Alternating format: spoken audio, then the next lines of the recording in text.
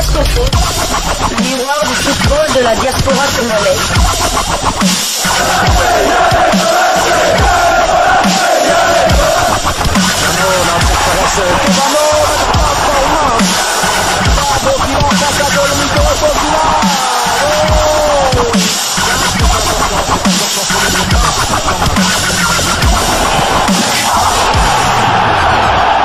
Diasco Foot, le miroir du football de la diaspora congolaise.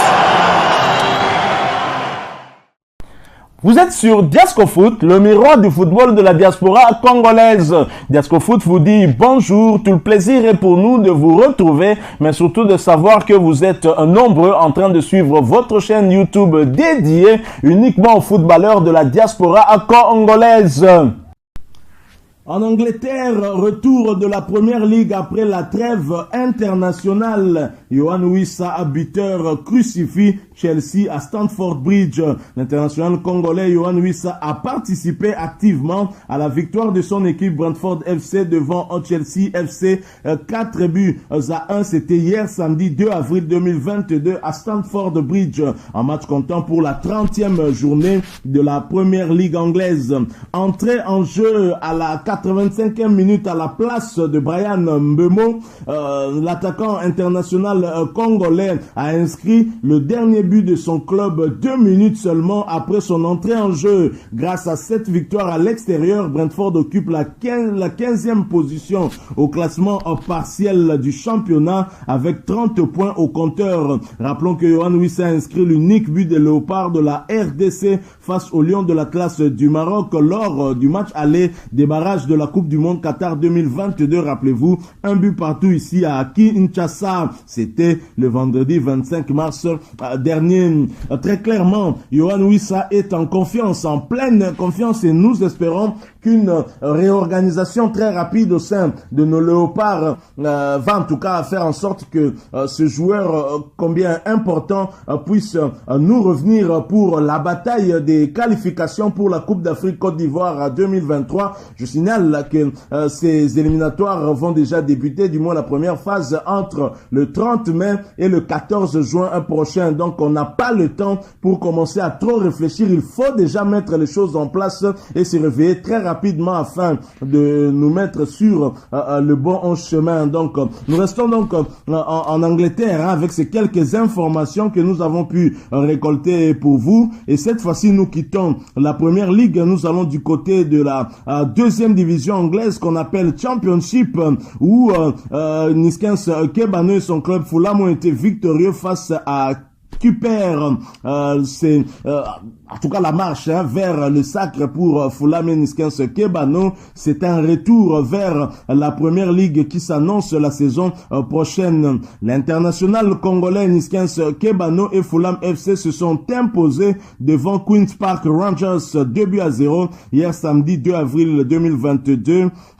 De Kian Prince Foundation Stadium en match comptant pour la 38e journée de Championship, deuxième division anglaise bien évidemment. Alexander Mitrovic a inscrit les 2 buts des Cottagers à la 14e minute de jeu, puis à la 78e minute sur penalty. Remplaçant, Niskens Kebano a fait son entrée en jeu à la place de Bobby Red à la 79e minute, alors que son équipe menait déjà sur le score de 2-0. Grâce à cette victoire obtenue à l'extérieur, Fulham conforte sa première position au classement partiel du championnat avec 80 points, juste devant son dauphin Bournemouth qui en compte 72.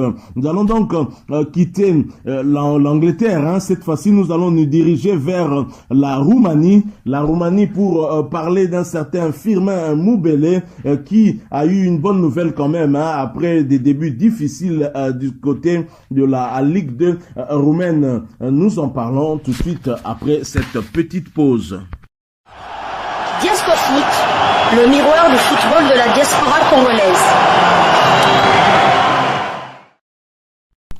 En Roumanie, le championnat de la deuxième division se poursuivait. Firmin Moubele s'est offert un premier succès. L'international congolais, ancien de l'ASV Club Firmin Moubele Ndombe, a participé activement à la victoire de son équipe communale Selimbar face à Dunarea à Kalarassi, 5-0 hier samedi 2 avril 2022.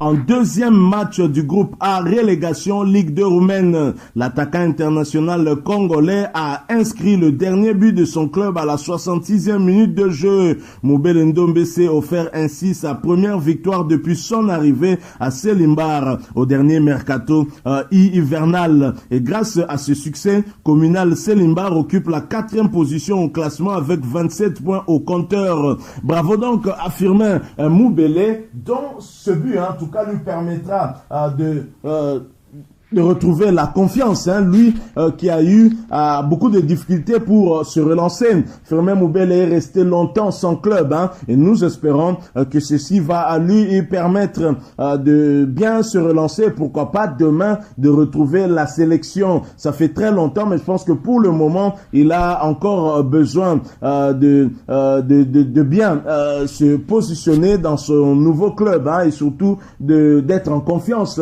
afin de revenir un peu plus fort, et surtout de retrouver peut-être la sélection s'il revient en forme, parce que c'est un joueur très important qui peut jouer aussi bien sur le côté, tout comme avant-centre aussi. C'est un attaquant qui peut donner des passes décisives et qui peut aussi concrétiser des actions lui-même. Nous lui souhaitons toute une bonne chance. Alors nous poursuivons ces quelques informations, cette fois-ci pour parler d'un international qui était de la partie lors du dernier rassemblement des Léopards, qui malheureusement ne nous a pas souri avec cette élimination de la phase finale de la Coupe du Monde Qatar 2022. Le Maroc qui nous a étrié 4-1 chez eux.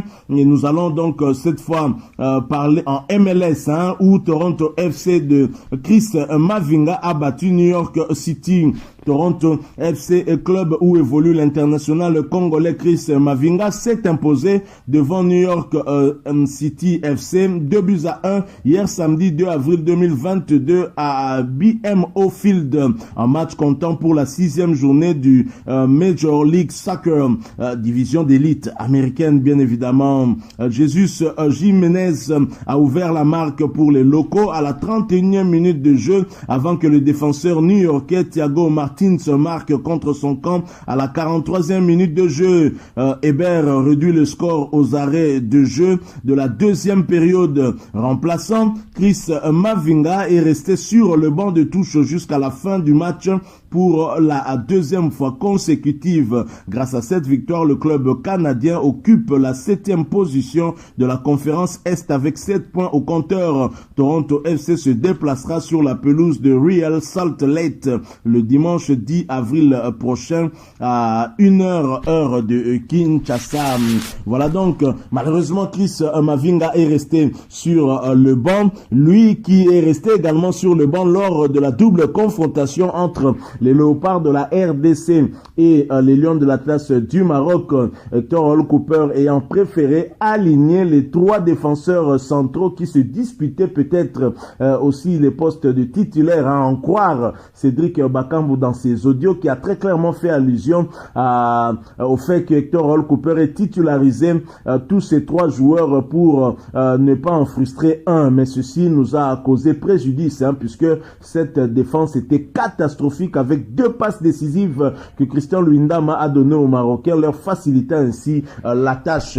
Voilà tout pour ces quelques informations que nous avons voulu partager avec vous. Merci à vous qui nous avez suivis. Si vous l'avez aimé, laissez-nous un maximum de j'aime. Merci de partager avec nous votre point de vue en nous le laissant à travers un commentaire. Abonnez-vous sur cette chaîne Diasco Foot parce que nous sommes le miroir du football de la diaspora congolaise. Encore une fois, merci à vous, avec espoir de vous retrouver bientôt dans un autre sujet d'actualité. En attendant, portez-vous bien et Diasco Foot vous dit au revoir.